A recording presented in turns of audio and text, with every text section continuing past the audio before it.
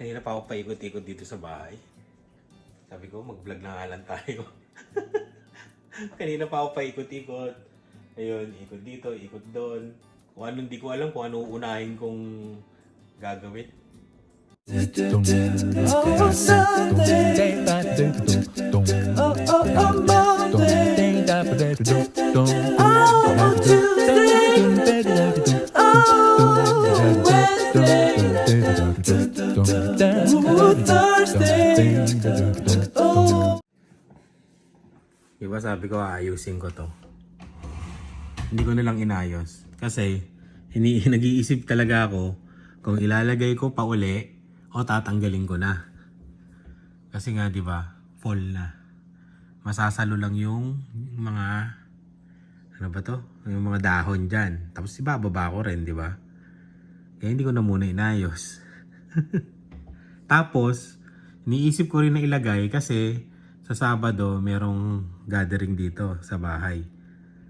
Baka umambon o ganun, at least may pansalo. Kaya yun, iniisip ko talaga kung anong gagawin ko dyan. Malamang bukas, magagawa ko na kung anong gusto kong gawin dito sa tolda na to. Yan, grabe na oh. Tignan nyo ah. Dito tayo sa kabila. Medyo tamad-tamaran talaga ako ngayon eh. Kasi nalulungkot ako. Ayan oh. Nakakatamad no. Sumasabay yung ano. Ganyan na. Masyado ng gloomy pagka-fall ganyan. Para siyang matamlay lagi. Yung ano. Yung panahon. Hindi maaraw tapos lumalamig na. Pero pag nagpa-picture ka niyan, maganda. Kasi nga yung mga dahon. Ayan. Tahimik dito sa bahay. Kasi nasa school silang lahat. O, di ba? Doon ko talaga nare-realize na pag mag-isa na lang ako dito na ano, malaki na talaga si Dylan. Ano, dati ano, laro-laro pa kami dito. Dalawa kami. Ngayon wala na, sa school na. Kaya, yun. Kaya nalulungkot ako, di ba? Alam niyo naman ako, sentimental. Kaya itong shrimp na lang yung pinagkakaabalaan ko. Ilagyan ko siya ng net, ayan o. Kasi nga hinihigop sila. Tapos hininaan ko yung laglag ng tubig. Kasi nga nabubulabog sila eh. Tapos nilagyan ko ng dahon para dun sila. Kakain-kainin nila yan. Yun. Konti lang naman yung kalat. Ayan. Kaya konti lang yung ayusin natin. Pero hindi ko lang alam kung anong sisimulan ko. Magsisimula ba ako sa kusina? Dito sa pinagkainan ko? O dito? Eh, nauna ko na yung aquarium. Nakalikot na ako dyan kanina. Pati dito. Nilagyan ko rin ng dahon. Kasi pag may mga pumuntang mga ano dyan, snail, yung mga trumpet, yun, yung mahaba na yun na maliliit. Kukunin ko para itapon. Kasi ano na sila, sobrang dami na nila dyan. Kailangan nilang mabawasan. Ayun o. Nakadikit na sila dito eh. Okay naman yan kasi nakakatulong sa pag-breakdown ng ano. Yung mga kalat sa baba pero sobrang dami nila eh. Kaya kailangan bawasan sila.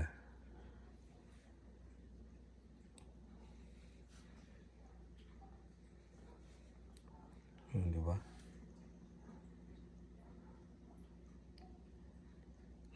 Hindi ko pa ako nalilinisan to.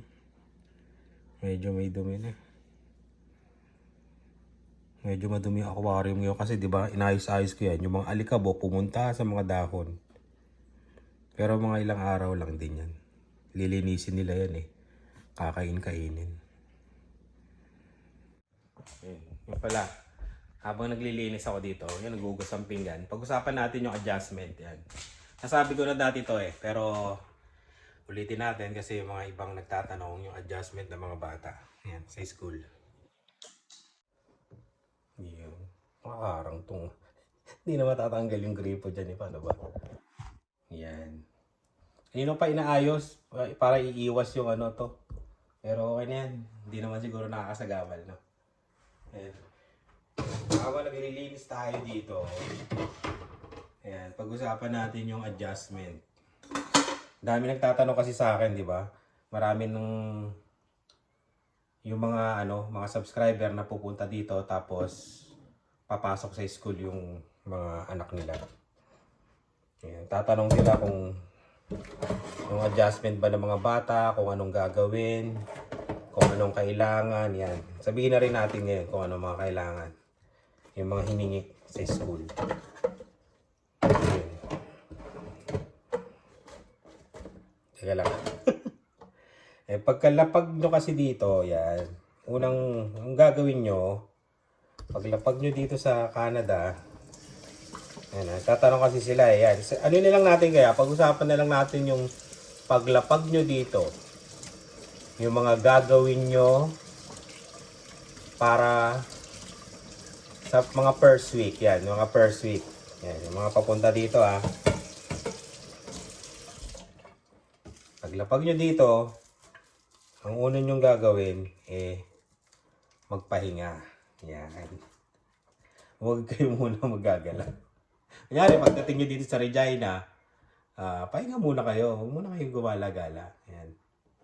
Kaya relax muna. Kahit isang araw lang. Yan. Kahit isang araw. Pahinga muna kayo.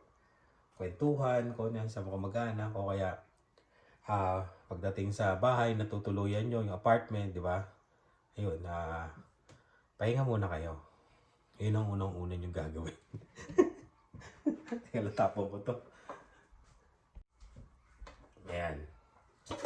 Pangalawa yung gagawin, di ba? Siyempre, pangalawang araw na. Doon na kayo ngayon pwedeng mag-asikaso o doon na kayo pwedeng mag-asikaso ng mga bank account, SIN, tsaka health card, yan. Yung iba, mga after 3 days pa nilang ginagawa yan kasi nga, di ba, jet lag pa. Pero yung iba, the second day, doon na nila inaasikaso yung hindi naman requirements, yung mga dapat gawin para makapagsimula dito sa Canada. Ayan. Yung una, kuha ka ng SIN. Yung SIN dito, kung dito kayo sa Regina, doon sa may downtown, ayun, doon siya kinukuha. Hindi ko alam yung exact address. Basta sa downtown siya, malapit dun sa mall. Yan. Search nyo na lang. Canada Services. Yan. Service Canada. Yun. Tapos, yung health card, doon na rin, malapit na rin doon. Yun. Pwede kayo pumunta doon. Pwede kayo lakad lang, lakad. Walking distance lang. Siguro mga 5 minutes yan na lakad. Makakapunta na kayo doon sa opisina ng pagkuha ng health card. Then, pagkatapos nun, pwede na kayo mag-bank account. Bahala na kayo kung saan kayong bangko, di ba? Gusto nyo. May Scotia, may RBC, may TD, ano pa ba? CIBC, maraming bank. Yung sa amin, marami nagtatanong kung ano daw ang bangko namin. Ako, Scotia, tapos si Lani, RBC. Yan, may mga promo yan. Check nyo online kasi may mga promo yan katulad ng yung sa RBC para may libre siyang iPad. Pero parang hindi naman libre kasi parang babayaran mo rin yun. Pero at least may makukuha ka in return kung magbabayad ka rin naman ng monthly. Kasi merong may mga monthly na yung parang sisingilin ka monthly. May mga ganun. Tapos meron namang iba na wala namang monthly fees, di ba? Check nyo na lang sa mga iba't ibang bangko. Yan, kung anong trip nyo, kung ano yung gusto nyo na bank. O kaya kung saan kayo malapit titira, yun, pwedeng dun na para at least madali kayo mag-transact, di ba? Yun. Tapos, doon pupunta naman kayo dito. Yung tinatawag dito yung open door. Yan na, yung nagtatanong sa amin na paano yung sa schooling, yung mga bata sa pag-aaral, yun. Pupunta kayo dun sa open door. Hindi ko lang alam ngayon kung online na. Pwede rin yata kayong tumawag, yan, o pwede rin kayong pumunta. Basta doon kayo pupunta o doon kayo kukontak para sa pag-aaral ng mga bata. Ayun. Nandun din yung may mga nag-a-assist din doon, yung mga newcomer. Doon talaga pupunta yung mga newcomer yan. Tuturo sa inyo kung paano magkuha ng ng child benefits, yung mga ganun. Kung landed PR kayo, tapos kung student kayo, tuturuan din kayo doon o tutulungan kayo doon sa mga gagawin nyo. Ayan. Yung sa schooling, yon doon. Ang alam ko, i-assess kayo doon. Tapos, meron din online. Kasi yung ibang mga nakausap ko, in-assess yung anak nila online. Basta yun yung pupuntahan nyo pagka sa schooling, yan.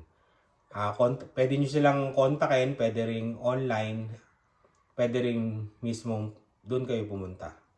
Ayun.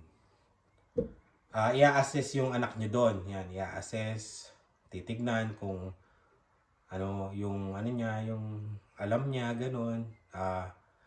Titignan kung, kunyari, grade 4 siya papasok. Kung grade 4 pa rin siya dito sa Canada, o grade 3 siya, o higher siya, ganun. Basta ang hinihingi lang nila, yung binigay lang namin dati, yung certificate nila, na katunayan na ganun. Parang humingi kami ng certificate sa school na katunayan na ganun siya na nag-aaral. Kunyari, si Lian, grade 3. Yun, humingi kami ng certification sa school doon sa Pilipinas, na grade 3 siya.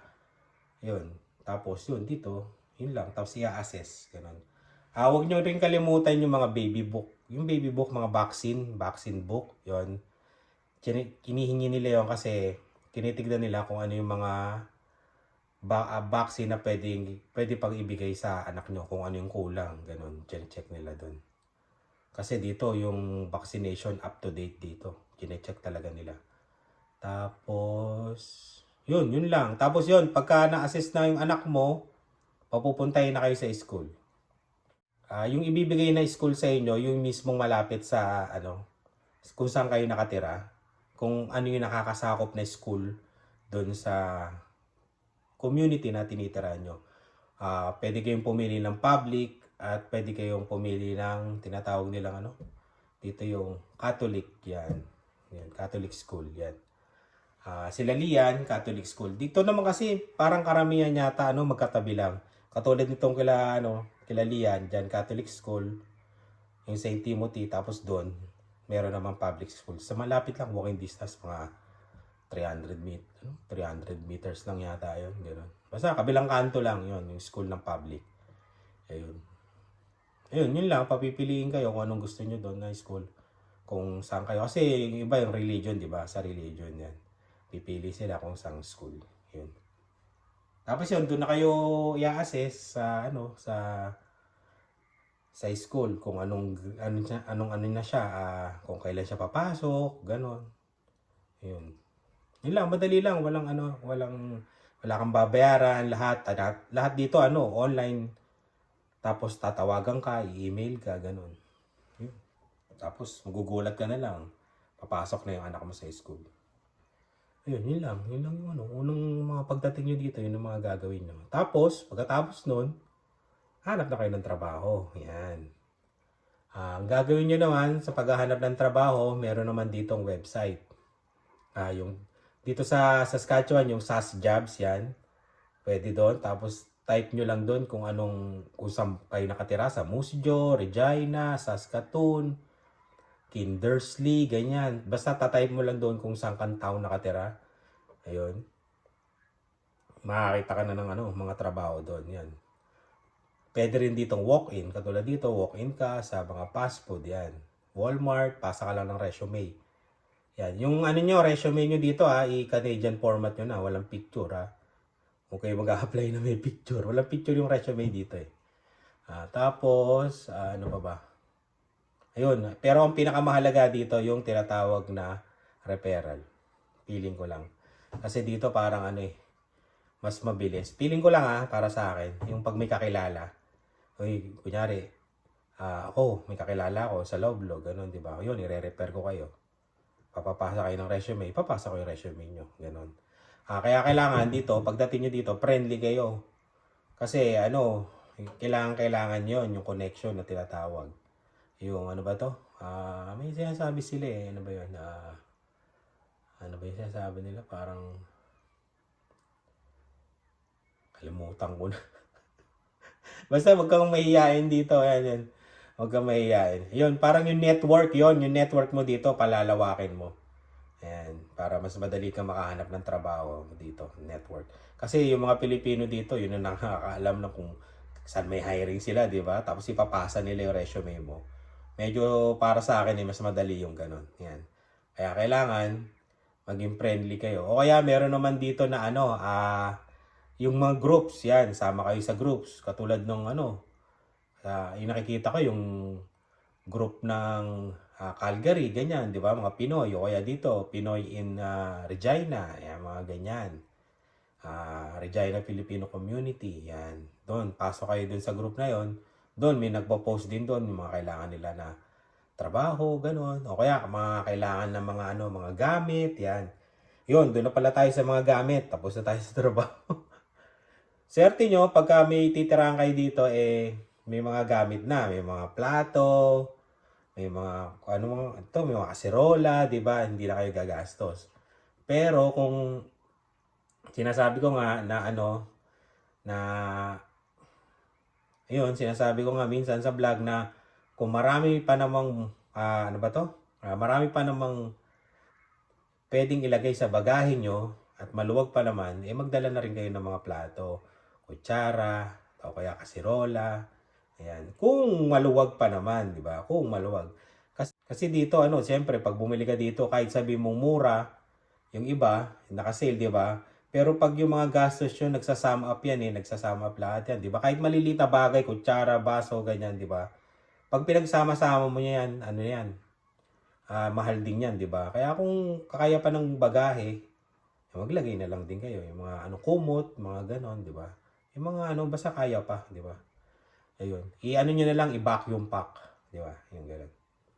Meron din naman kasi dito, pwede kang bumili sa mga garage sale, thrift store, yan, mga murang mga gamit na plato, kaserola, yung mga ganon, yun. Pwede nyo subukan yun. Pero pag winter kayo dumating, walang garage sale. Diba? Pero mas maganda pa rin kung kaya nga sa bagahe nyo, magdala na lang kayo kasi pag kahit sa thrift store, dollar pa rin yun, gagastos pa rin kayo, diba? Yun. Huwag nyo kalimutan yung mga kung mahilig kayo sa mga sabon ng mga Safeguard, mga ganyan, magdala kayo doon kasi medyo pricey dito yung mga sabon na galing ng Pilipinas. Pag bumili kayo sa mga Asian store, Pinoy store, yon. Ayun, ano pa ba? Yung mga pagkadating nyo dito. Iniisip ko ang dami kasi nagtatanong, dami papunta ngayon. Ang dami mga papunta dito sa Canada. Student, immigrant, yung landed PR, marami. Tourist, yan, tourist. Ano pa ba? Yun, trabaho, tapos, ano pa ba? Ang gagawin nyo. Yun, trabaho, ganun. Ano pa ba? Ayun, yun lang naman Yun lang naman yung mga gagawin nyo sa mga unang week nyo, mga 1 week. Excuse yung mata ko. Ayun, mga mga 1 week. Yun pa. Kasi yung iba, after 2 weeks yata naghahanap ng trabaho. Siyempre may mga budget pa. Tsaka relax pa, di ba? Gala-gala muna sila, lalo na yung mga kamag-anak dito. Yan. Tapos, kung dadating naman kayo dito ng fall, yan. Ganito, fall or October, yan. Kahit jacket na lang muna. Yung normal na jacket. Kaya pa naman yon kaya. Dito na kayo bumili ng winter clothes. Yan. Kung takot talaga kayo sa lamig, kung galing kayong Pilipinas, mag-ukay-ukay muna kayo. Yun. Tapos dito na kayo bumili ng mga pandiinan. Yan. Na mga winter clothes. Yun. Pero kung lalapag kayo ng mga November, ngayon marami ng snow noon. December, yan, kasagsagan. Kung kaya nyo bumili sa ukay-ukay ng mga winter clothes na makakapal, bumili na kayo. Ayun. Kailangan nyo talaga yun kasi paglabas nyo ng airport, mabibigla kayo. Ayan. O kaya kahit hoodie, sakay na lang kaagad ng taxi o sakay kaagad ng Pero pagdating nyo sa hotel o kaya sa accommodation nyo, di ba, lalabas kayo, hindi nyo na kaya yun, yung mga ganon. Medyo malamig na kasi yung katawan nyo hindi pa sanay. Kaya kung the most talaga, pagdadating kayo dito ng winter, unahin nyo kagad yung winter clothes. Ganon. Kunyari, bumili kayo, wala talaga kayo nabili, kumbaga hoodie lang. Winter na, di ba? Pwede kayong makabili dito sa thrift store ng mga winter clothes din, yan. Na mga medyo okay pa, yan. Kung gusto nyo naman talaga yung mga pandiinang agad sa mall, yan talaga. Kung may pera naman, kung may budget, syempre, di ba? Sa mall. O kaya sa Winners, yan. Nung bago kami dito, sa Winners kami bumibili ng mga winter clothes. Kasi medyo mura doon, tapos may mga tatak. Ayun. Ano nyo lang, Winners. Alam na dito yan sa Canada, Winners yan. Tapos kung gusto niyo mga ano, sa Marks, yan, yan, pandiinan na yan. Mga ganyan. Sa Walmart, meron din. Sa Superstore, yun. Basta, huwag kayo basta huwag kayo matatakot na hindi nyo kakayanin ang lamig. Kasi ang dami nagme-message sa akin na hindi, bakit daw hindi nila kayanin yung lamig. Kaya, ako nga napakalamigin yung tao, di ba? Kaya ko. Kaya nyo rin yan. Yan. Huwag kayo matatakot. Huwag kayo matatakot na ano ba to? Na sagupain yung yelo. Wala, yelo lang yan. Yelo lang yan. Sumigaw ka na lang. Sumigaw ka na lang. Pagka nalamigan ka. Ayun. Tapos, yun, vitamins. Huwag nyo kalimutan, mga vitamins nyo.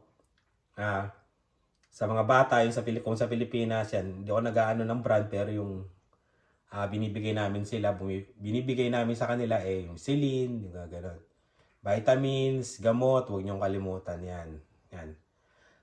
Katulad nito, di ba? Kami, ang tagal na dito. Ako, matagal na, 10 taon na. Pero pag nagpapalit yung lamig sa init sa lamig, nagkakasakit pa ako. O di ba? Kumbaga nag-a-adjust pa. Kaya huwag kayong matakot. Kaya huwag niyo kakalimutan yung gamot, tapos yung mga vitamins yan. Kung hindi kayo may mahilig sa gamot, yun, drink lang na maraming tubig. Yun, fluids. O kaya mga organic, mga katulad ng lemon, ganon. Yun, palakasin yung immune system. Pero talagang hindi maiwasan yung sakit dito. Ayun, yung ganito, yung mga ubot sipon, yan. Laging ganyan yan. Uso yan, nagpapalit na yung temperature. Tapos, ano pa ba? Baka may nakalimutan pa ako eh. Marami kasi nagtatanong sa akin eh. Tapos ano pala, yung lip balm, yon dito. Yan, huwag nyo yung kalimutan kasi bibitak-bitak yun dito nyo. Sa labi. Ano pa ba? Pagdating nyo dito, ganon. Kung meron namang bus dito, yan, may Uber, yan. Pwede kayong bumili ng yung marami na, yung nasa card na. Tapos dito, hindi ko alam yung website eh. Pero yung mga bus dito, nakikita nyo, may may website. Basta type nyo lang Regina Public Transit, ganon. Nakikita nyo, kung kunyari dito may bus stop sa amin, makikita nyo kung anong oras dadating yung bus. Yan, in real time yun live yun. Yan, nakikita nyo. Kaya kung magbabas kayo, ganon. Makikita nyo. Tapos, ano pa ba? Ano pa ba yan? Kung gagawin nyo yun. Kung bibili naman kayo ng sasakyan, yan, sasakyan na. Siyempre, medyo nakapag-adjust na kayo. Tapos, pag nag-grocery kayo, nahihirapan kasi kayo. Malamang, di ba? Nahihirapan kayo niyan. Pag nag-grocery, ang dami-dami yung bitbit. Taxi kayo ng taxi. Medyo pricey, di ba? Siyempre, gusto niyo nang bumili ng sasakyan. Yun. Doon naman kayo sa marketplace. FB Marketplace, yun doon. O kaya dito, use Regina. O kaya Kijiji. Yan. Doon yung mga may nagbebenta na mga second hand na kotse. Ayun, pasama na lang kayo sa kaibigan nyo o kaya taxi kayo papunta dun sa nagbebenta ng sasakyan. Yun, doon kayo makakita. O kaya tanong-tanong kayo sa mga Pilipino. Kaya importante nga dito yung tinatawag na network. Yung marami kang kaibigan, sama ka sa mga group, yan. Yun, doon sa group, sa Regina Filipino Community. Baka may binibenta mga sasakyan, di ba? Sali kayo doon. O anumang group doon sa pupuntahan yung lugar. Yan, mga Pinoy group yan. Tapos, pag nagparehistro naman dito, wala namang problema. Yung plaka, 5 minutes lang, iaabot ka agad sa'yo, di ba? Wala nang kung ano-ano pa, di ba? Laman natin, di ba? Sa Pilipinas, wala pa yung sira na yata sa sakyan mo, wala pang plaka, di ba? Parang ganun. Ano pa ba? Yun. Yun na yun. Tapos tuloy-tuloy na yung adjustment nyo. Ayan.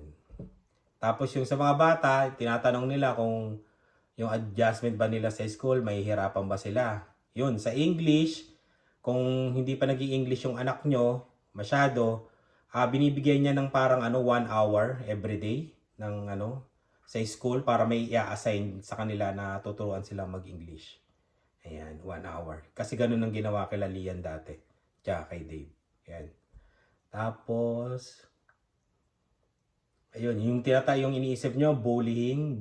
Hindi naman natin may iwasan yan sa lahat ng buong mundo yan, yung bullying sa mga bata. Ayun, pwede nyo naman sabihin sa school, pero hindi tinotolerate dito sa Canada yan. Yun, kaya yun. Sabihin nyo sa teacher, tanungin nyo yung anak nyo kung ganon. Pwede naman kayo makipag-usap sa principal. Yung mga ano dito, mga teacher, very approachable yan. Pati yung mga principal yan. Yun. Tapos, ano pa ba? Ayun, may nagtanong sa akin hanggang kailan yung elementary dito? Yung dito sa school nila nila Dylan at saka Dave, hanggang grade 8 yan. Tapos yung pagkatapos ng grade 8, gagraduate na sila, grade 9, doon na, ibang school na. Parang yun na yung high school. Sa akin lang, parang yun na yung high school sa tingin ko. Ayun. Basta lilipat sila ng school pagka-graduate nila ng grade 8. Yan. Grade 8 ang graduate. Ayun. May nagtanong na sa akin nun kung magkasama ba si Lian tsaka si Dave sa school. Hindi na, iba na kasi grade 9 na si Lian. Bali ngayon grade 10 na si Lian Ayun. Hanggang grade 12. Yun. Si Lian. Pag-aaral dito. Tapos, kung dumating pagkatapos ng high school, ayaw niya nang mag-college. Meron naman dito yung parang TESDA. Kaya katulad dito, merong Regina Trade and Skills yan. Habang nag-aaral, may sahod. Yun. Sasahuran na. Parang may allowance. Yung ganun. Yung training nila. Yan. Tapos, marami namang college. Marami naman ditong papasukan sa college. University of Regina, dito sa amin. Tapos yung SAS Poly. Ayun. Hiningal na ako. Pasensya na kasi meron pa akong sipon. Yan. Gumaling na ako sa trangkaso, pero ngayon sinipon naman ako. Ewan ko ba. Kaya yun lang yung masasabi ko. Siguro may mga kulang pa akong nasabi. Yan, pa-comment na lang. O may mali akong nasabi, pa-comment na lang. Yan. Ayun. Tapos, ano pa ba? Comment yung mga taga-Canada, yan. Para makatulong sa mga parating na dito. Tapos, naisip ko pa yung mga tanong nila